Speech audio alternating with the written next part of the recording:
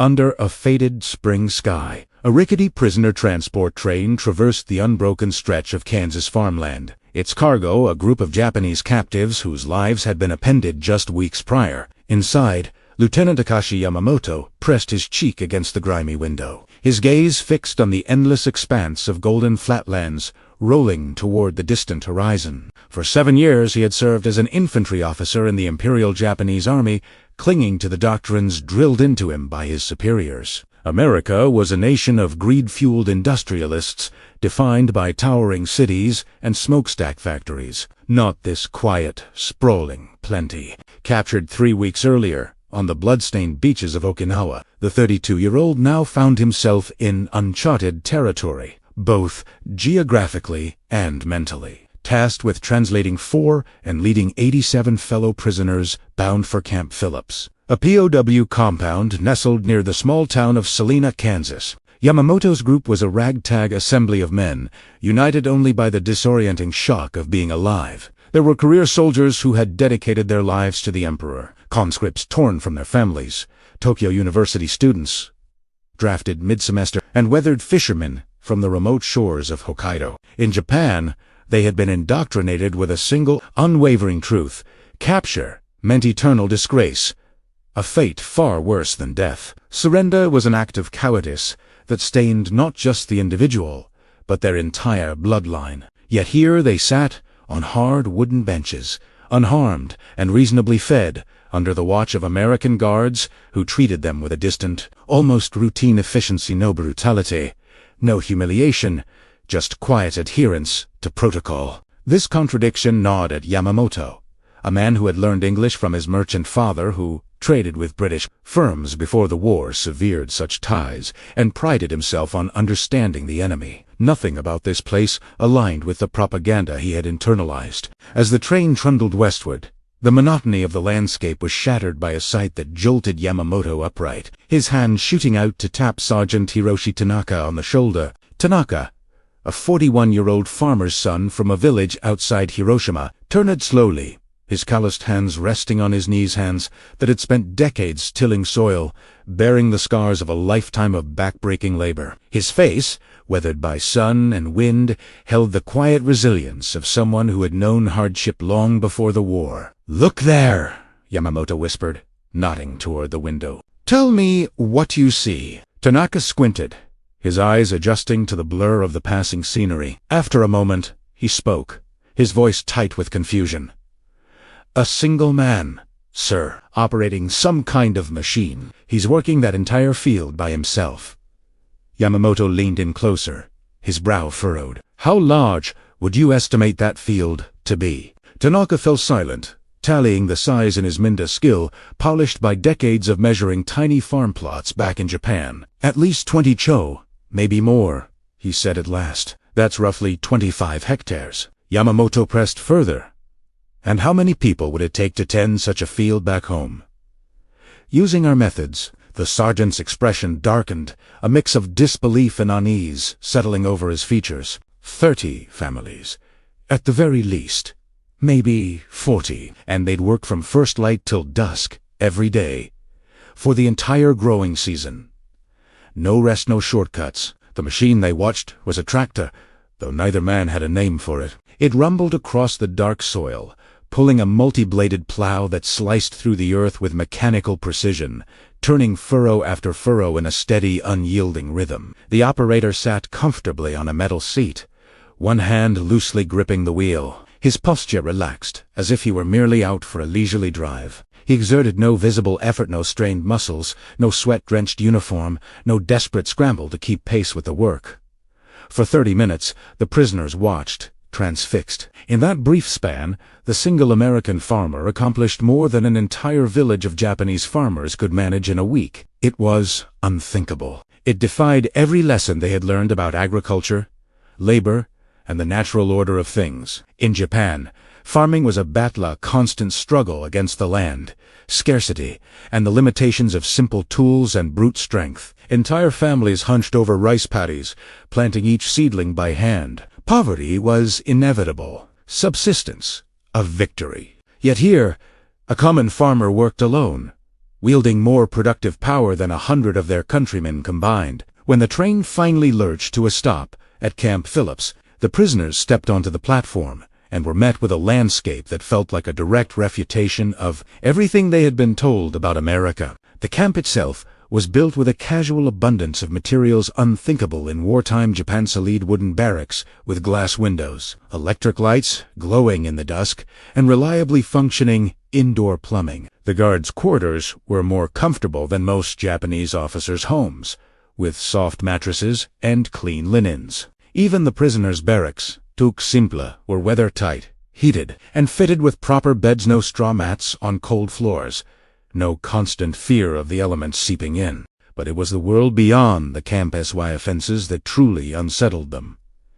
As far as the eye could see, farms stretched in every direction, and on every farm, machines, roer tractors, plows, harvesters' tools that turned what should have been back-breaking labor into a manageable task. In the weeks that followed, the prisoners were assigned to labor details on nearby farms, a common arrangement across the American Midwest, where POW labor filled the gaps left by young men serving overseas. Yamamoto's group was sent to work for Robert Henderson, a 50-something wheat farmer with 3 sons fighting in the Pacific. Henderson had initially been wary of hiring Japanese prisoners. His boys were overseas, facing men just like these, but labor was scarce, and his fields couldn't wait. He arrived at the camp in a truck, not a military vehicle, but his own personal one, a detail that stuck with the prisoners, who had never imagined a common farmer owning such equipment. For Yamamoto and his men, who hailed from a country where the average farm size was less than 3 acres. Henderson's 640-acre plot was incomprehensible. It was larger than some entire Japanese villages,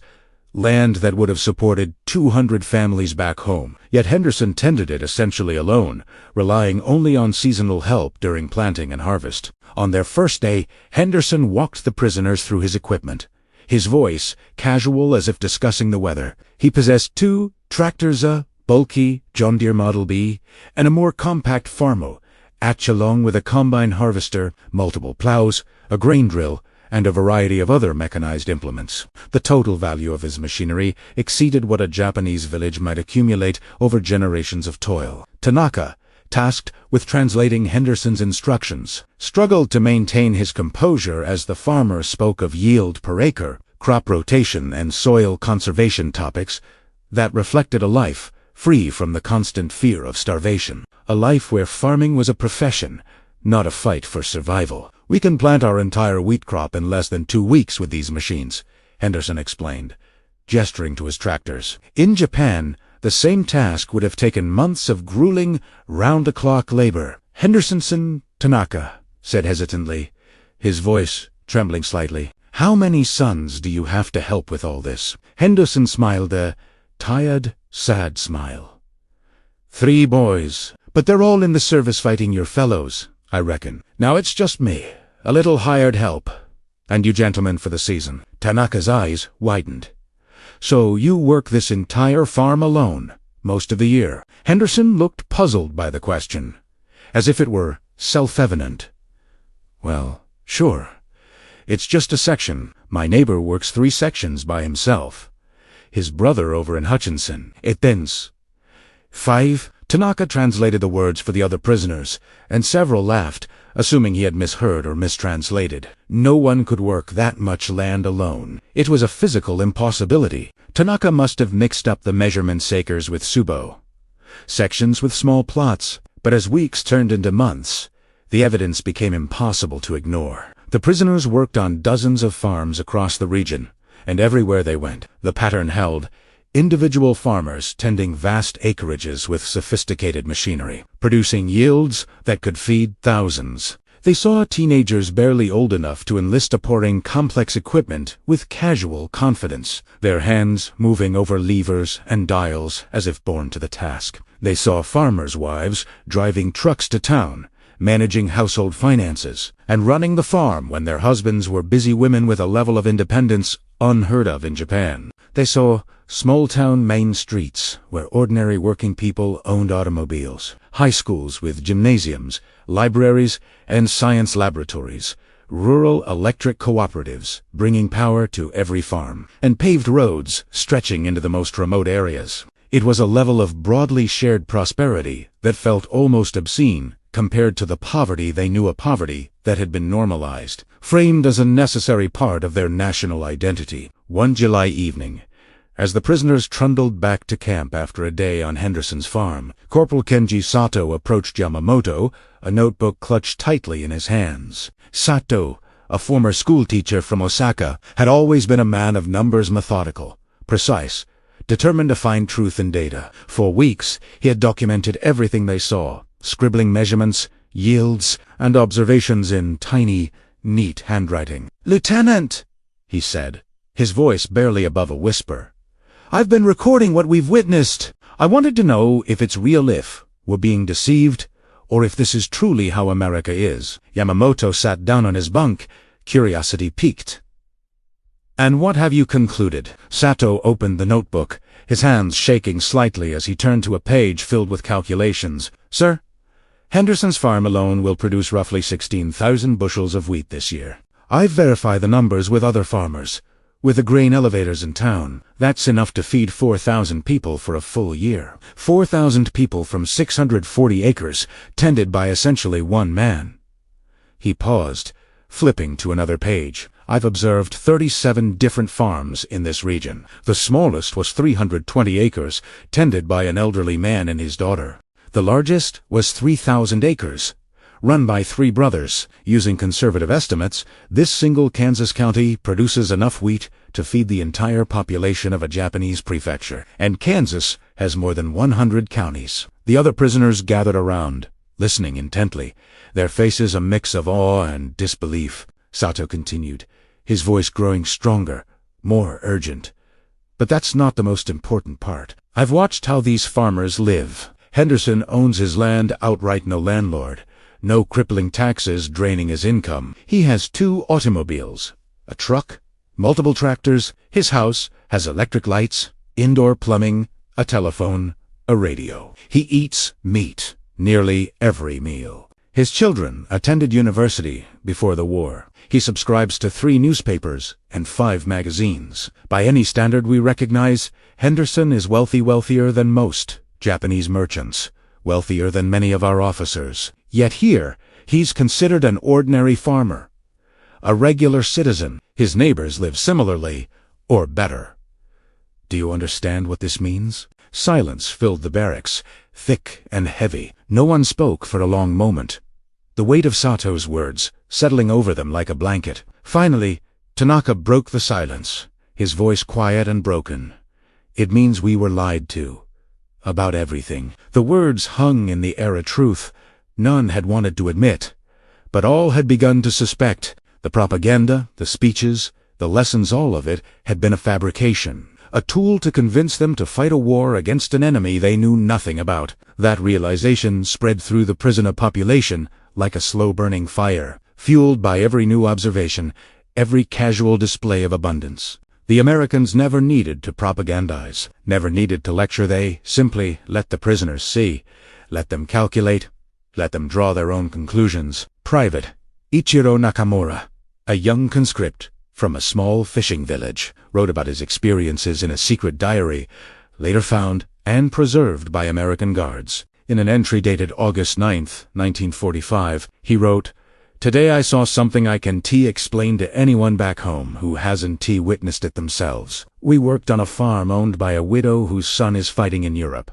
She's perhaps 50 years old. She drove herself to the field in her own car, bringing us cold lemonade in the afternoon heat. She owns 600 acres of land, 3 machines to work it, and hires prisoners to help with harvest, because she can't operate all the equipment at once. She apologized for not having more cold drinks. This woman, who would be considered impoverished in Japan just for being a widow, lives in wealth beyond what our village headman could imagine. She worried we weren't comfortable enough. I don't know what to think anymore." Their understanding transformed beyond mere material comparisons. The prisoners began to grasp something more fundamental about American society.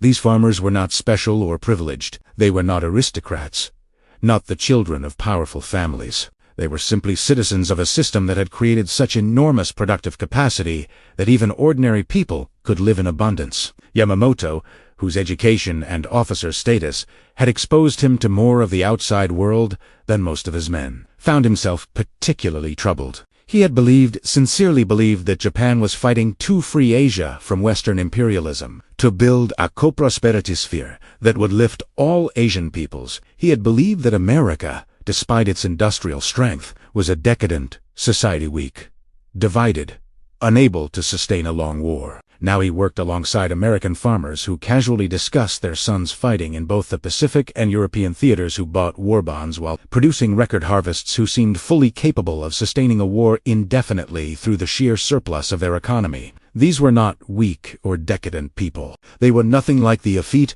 luxury-obsessed Americans Japanese propaganda had described. In late August, news reached the camp that Japan had surrendered. The prisoners reacted with a jumble of emotions: relief that the killing had ended, shame at defeat, confusion about their future. But along with the official announcement came something else.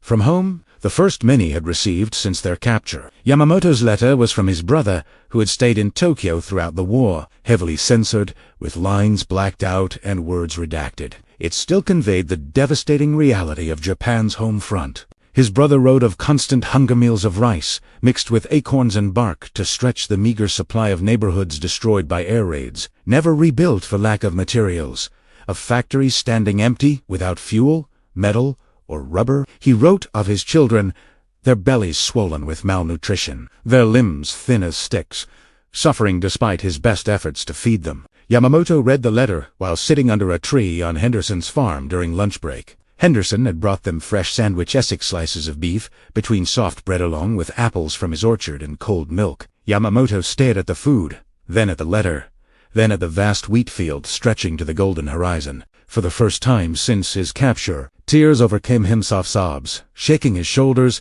moisture streaking down his cheeks. Henderson, who had developed a cautious respect for the Japanese lieutenant over months of working together, approached slowly, his boots crunching on dry grass.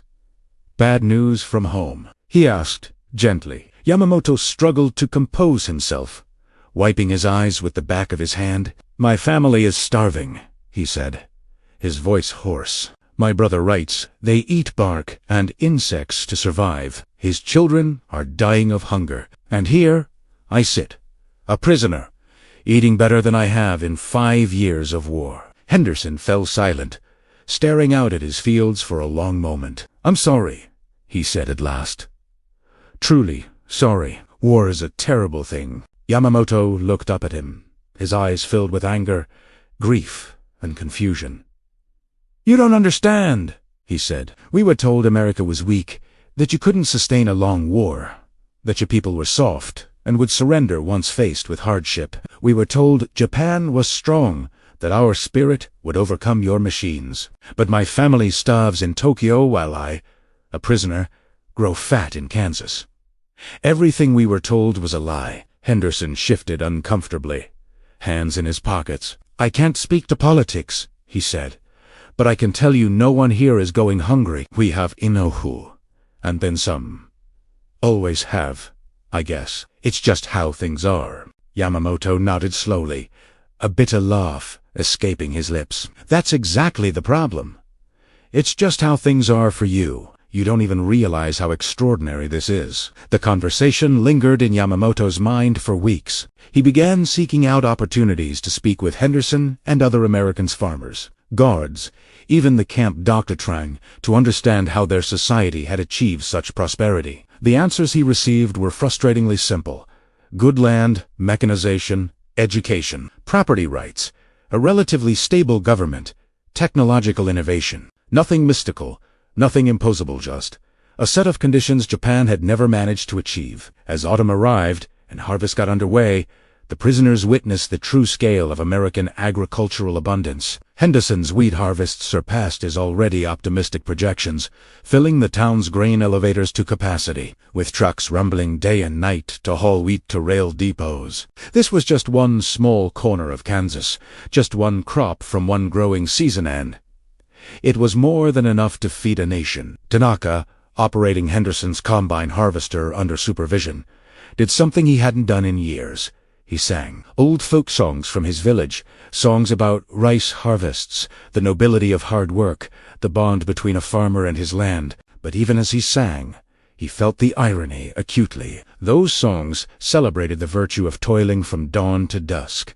The character forged through struggle against the elements. Here, he sat in a machine, harvesting more grain in an hour than his entire village could gather in a month, barely breaking a sweat. The songs felt like relics of a bygone era, a reminder of a life that now seemed both familiar and foreign. In October, Yamamoto was summoned to the camp commander's office. Major Thompson, who ran Camp Phillips, had an unusual request. "Lieutenant, you speak English well, and my intelligence officers tell me you have a good reputation among the other prisoners." Thompson sighed, leaning back in his chair and steepling his fingers. "I want to ask you some questions for a report I'm writing.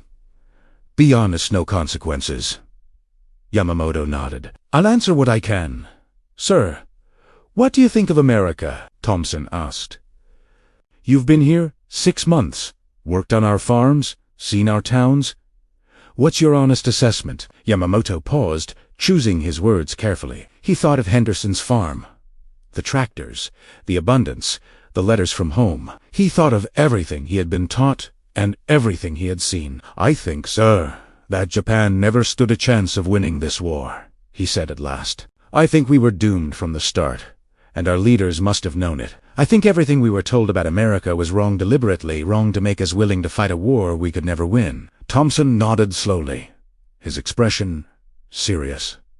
"Why do you say that?" "Because I've seen Kansas," Yamamoto replied. "Just Kansas, one agricultural state. I've calculated that Kansas alone produces more wheat than all of Japan. I've seen individual farmers with more machinery than entire Japanese villages. I've seen ordinary people living in wealth our generals couldn't imagine. This isn't even your industrial heartland. This is just where you grow food, and you grow so much you can feed yourselves, feed your armies worldwide, and still have surplus." He paused, his voice softening. "In Japan, we were told spirit would overcome material advantage, that our warrior traditions would defeat your machines. But we were never told your machines were so numerous, even farmers owned them, or that your wealth was so widely shared ordinary people lived like nobility. If we'd known the truth, sir, perhaps we wouldn't have been so eager to fight." Thompson fell silent for a long moment, staring at Yamamoto. "I appreciate your honesty, Lieutenant," he said at last. "For what it's worth, I don't think most Americans understood the gap either. We just lived our lives. Same as always. It's fascinating how different normal can be in different places." Yamamoto nodded. "That's the most disturbing thing I've learned. Sir, you don't even realize how exceptional your normal is." As winter approached and the farm work season ended, the prisoners spent more time in camp reading, studying, and discussing what they had learned. Sato organized informal classes, gathering the men in the barracks to share observations, debate ideas, and make sense of the world they had discovered. These discussions weren't about politics or ideology. They focused on practical questions. How had America achieved such prosperity? What conditions made it possible? Could Japan ever do the same? Nakamura, the young fisherman, spoke up during one session, his voice earnest. "I've been thinking about the machines," he said. "It's not just that Americans have tractors, it's that they can make enough for every farmer to own one. They can produce so many tractors they're common, ordinary, not precious or rare. This is what defeated us, not individual courage or strategy, but the ability to mass-produce everything so even common people have access to advanced equipment." Sato nodded enthusiastically, leaning forward. "Yes, exactly. And consider the education required. That widow farmership could operate and maintain complex machinery. The young boys who haven't even finished school day understand engines and mechanics. This isn't special knowledge reserved for experts. It's common knowledge. Their entire society is structured to create and distribute both goods and knowledge." A hush fell over the group, and one prisoner asked the question hanging in the air. "But can we ever achieve this? Is this something only Americans can do? Or could Japan learn to replicate it?" No one spoke for a moment. Finally, Yamamoto stood, his posture straight, his voice steady. "I don't know," he said. But I know we must try to understand it, because the alternative is to stay as we are poor and defeated, clinging to the past while the world moves forward. In December, Red Cross packages arrived at the camp, along with more letters from home. The war had been over for 4 months, but Japan remained occupied and chaotic cities in ruins. Economy collapsed. Millions homeless and hungry. Yamamoto's brother wrote again, this time with a glimmer of hope. American occupation forces were distributing food, and his children were eating regular meals for the first time in years. The Americans, his brother wrote, confusion, evident in his words, are helping rebuild the country they just defeated. This news sparked intense discussions among the prisoners. Why would victors help the defeated? In their experience, conquerors exploited and humiliated the vanquished, taking what they wanted and leaving destruction in their wake. Yet the Americans seemed to be spending their own resources to feed and rebuild. Japan defied every rule of war they had ever known. Henderson visited the camp in early 1946, bringing newspapers and magazines for Yamamoto and some of the other prisoners he had grown to know over the months. A cautious friendship had developed between them. Henderson respected Yamamoto's intelligence and dignity, while Yamamoto admired Henderson's practical wisdom and quiet competence. They sat in the camp's common area, and Henderson explained what he had read about the occupation plans. The Americans intended to help Japan establish democracy, rebuild industry, reform agriculture, and create a stable economy. The goal was not punishment, but transforming Japan into a peaceful, prosperous nation. But why? Yamamoto asked, genuinely confused. Japan was your enemy. We killed thousands of your soldiers. Why spend your money and effort to help us? Henderson thought for a long moment, staring at the floor before meeting Yamamoto's eyes. I suppose, he said slowly, because we believe prosperous, well-fed people are less likely to start wars. If Japan becomes wealthy and stable, maybe there won't be another war in 20 years. It's cheaper to help you rebuild than to fight you again later. The logic was cold and practical, yet somehow more reassuring than claims of altruism. The Americans weren't helping out of pity. They were acting out of enlightened self. They believed a prosperous Japan would be a peaceful Japaniform of generosity, born of strength, not weakness. As spring arrived in 1946, preparations for repatriation began. The prisoners would soon return to Japan, a country many feared they would no longer recognize. Yamamoto received word he would be among the first groups sent home. Henderson came to say goodbye, bringing a gift, a book on American agricultural methods, along with several farming magazines. You should share these with farmers back home, Henderson said, handing over the package. Maybe they'll find something useful in them. Yamamoto accepted the gift gratefully, bowing slightly. Henderson, may I ask you something personal? Of course, Henderson replied. Do you hate us? The Japanese! I mean, we killed American soldiers. Maybe people you knew? Henderson looked out the window, toward the Kansas prairie, stretching to the horizon. I don't hate you, he said at last.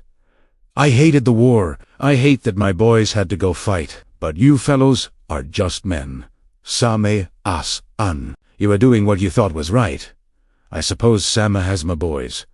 Now the war is over, and it's time to move on. He paused, turning back to Yamamoto with a small smile. I don't think I could be so forgiving if our situations were reversed. Maybe that's something else you can learn from us. Holding grudges is costly. Better to get back to farming.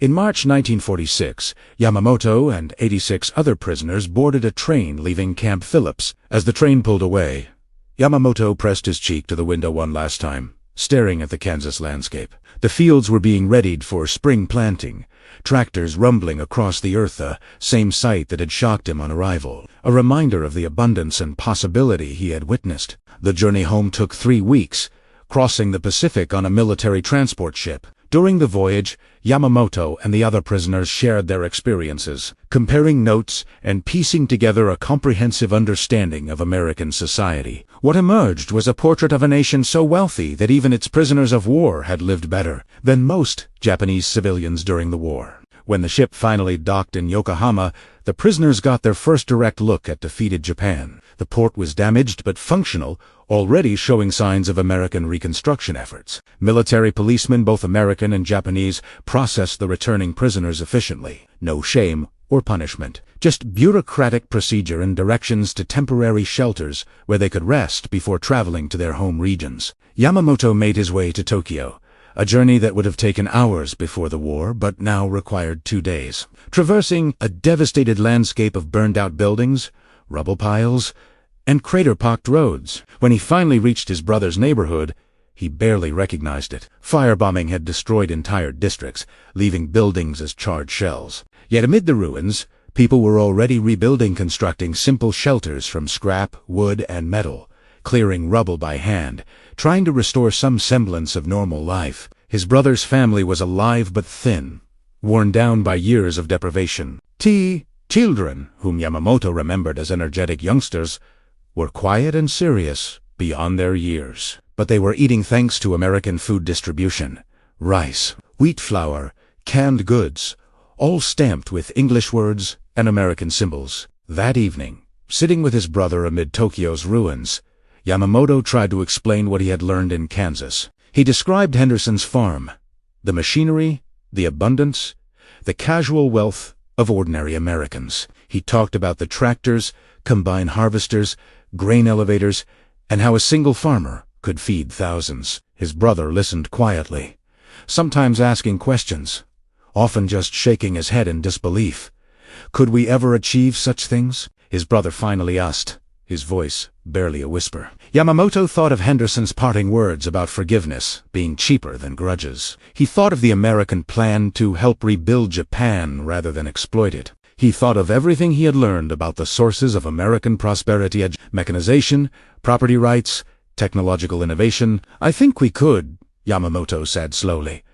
But it would require changing everything, abandoning old ways and learning new ones. We'd have to admit we were wrong about many things, that our traditions held us back as much as they gave us identity. This will be hard for proud people to accept, but the alternative is to stay as we are, starving in the ruins. His brother nodded. Yes, he said.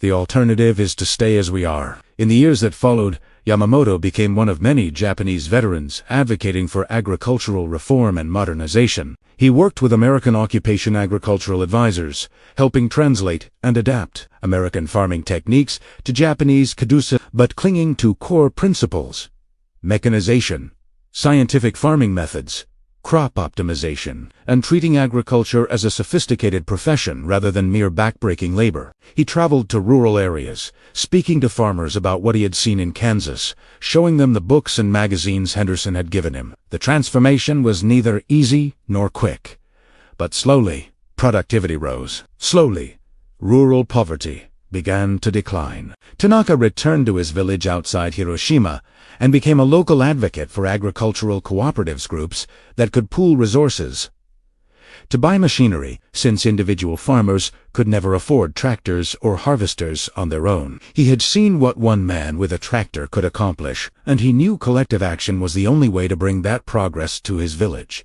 Within 5 years, his cooperative owned 3 tractors and a small rice combine. Within 10 years, his village's agricultural output had doubled, while labor requirements were cut in half.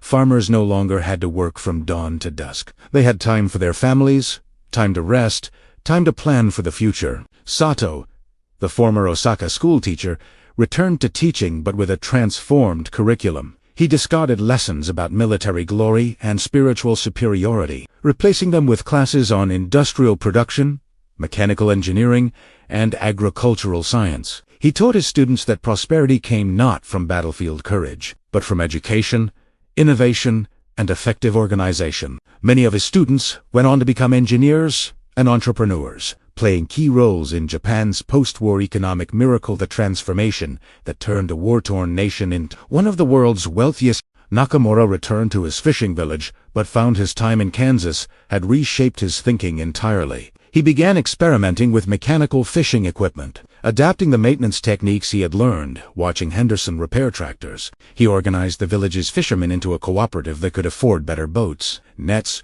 and machinery, and his innovations spread along the coast, boosting catches and reducing the risk of dangerous, backbreaking labor. Henderson, meanwhile, continued farming his 640 acres of Kansas land, barely aware he had played a role in transforming the thinking of dozens of Japanese prisoners. When asked about his war experience, he would mention employing prisoner labor during the shortage, noting they had been good workers, respectful, hard-working, quiet. He never fully grasped the profound impact his casual demonstration of ordinary American farming life had on men who had never imagined such abundance was possible. He never knew his tractors, wheat fields, and simple way of life had helped reshape a nation. In 1951, Yamamoto wrote a letter to Henderson, sending it through military channels that still connected former prisoners with their host communities. He described the changes in Japanese agriculture as the slow but real progress toward modernization, increased productivity, declining poverty. He thanked Henderson for his kindness, for the intentional and unintentional lessons, for the book and magazines that had become tools of reform. He enclosed a photograph of his brother's family, the children now healthy and well-fed, standing in front of a rebuilt home, smiling for the camera. Henderson received the letter with surprise and pleasure, reading it several times before tucking it into a desk drawer. He wrote back a brief note, expressing satisfaction that things were improving in Japan, and inviting Yamamoto to visit Kansas someday if he ever got the chance. Their correspondence continued sporadically over the years, two men from vastly different worlds, bound by an unlikely friendship forged in war, a connection transcending language, culture, and history. The story of Japanese posts in Kansas discovering American agricultural abundance is little known, even among historians who study the POW experience. It lacks the drama of combat,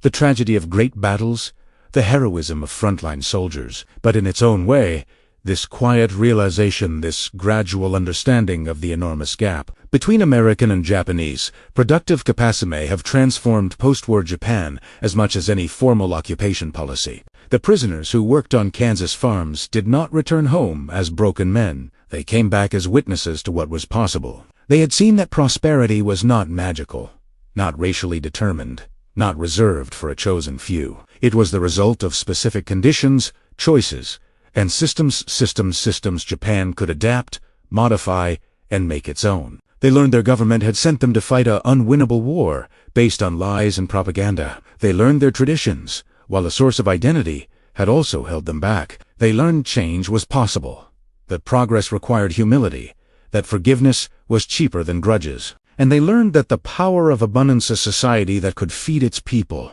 provide for its citizens, and create opportunity for ordinary men and women was stronger than any military might, any warrior spirit, any propaganda campaign. The tractors of Kansas, owned by common farmers and operated with casual skill, delivered a lesson no rhetoric could convey. They demonstrated that American strength stemmed not from temporary military advantage, but from a deeply rooted system that broadly created and distributed wealth throughout society. It was a form of power that could not be defeated by courage, spirit, or tactical brilliance, because it was fundamentally different from military power. It was the power of productive abundance. Once the Japanese prisoners understood that, they could never see the world the same way again. Once they grasped what was possible, they could never again accept what was. If you made it to the end of this story, drop a comment below and tell me what shocked you most. Was it the scale of American farms, Henderson's kindness, or how these posts reshaped Japan? Don't forget to hit the subscribe button.